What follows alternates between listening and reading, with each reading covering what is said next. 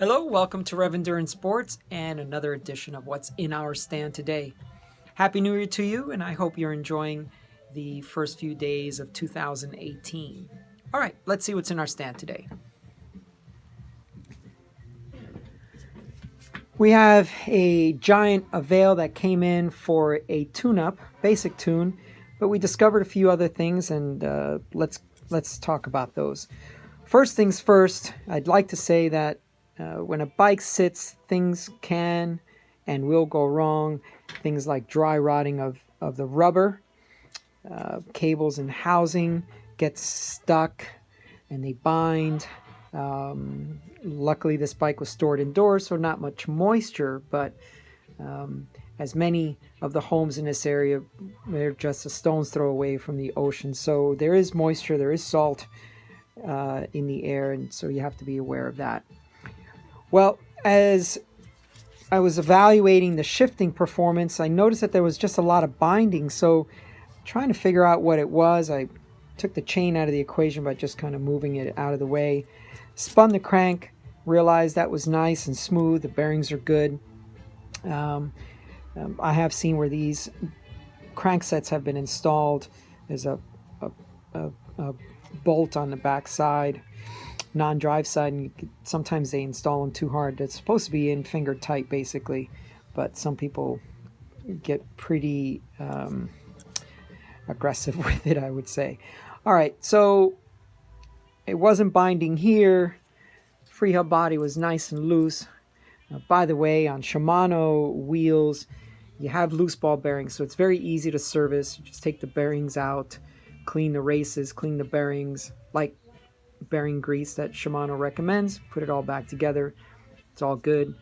Can be done right away, as opposed to ordering new bearings and having to pop the old ones out, cartridge bearings, and press them back in. It's just much easier.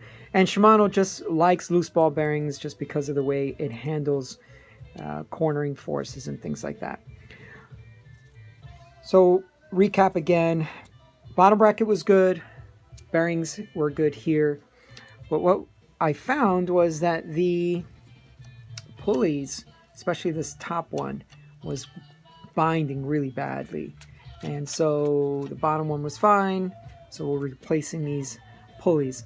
Next thing was the front derailleur was just, or is, really hard to shift, and this is a woman's bike, and I mean, even with the leverage that I have being on the side of the bike instead of being on it, even still, this is just a really hard shift.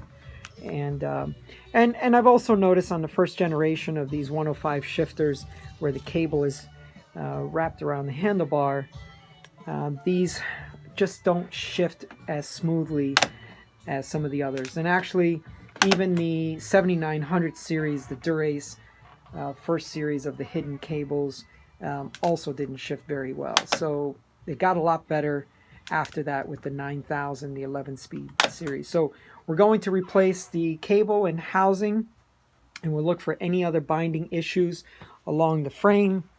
And down here at the bottom bracket, we'll lube up.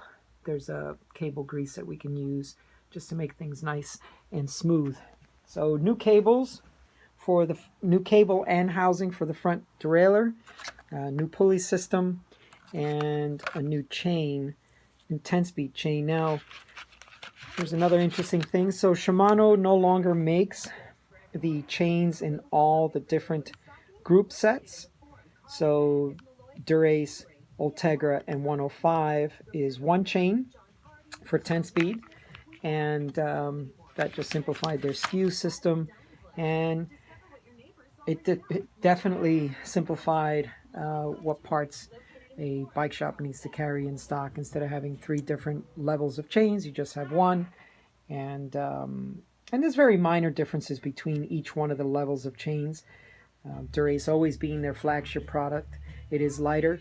It typically has better coatings or the hollow pins, but in general, especially if you're looking at 10-speed chains, there's no need to have 3 chains anymore, and I think that's a good move by them. All right, thank you so much for tuning in, and we'll have another video next week.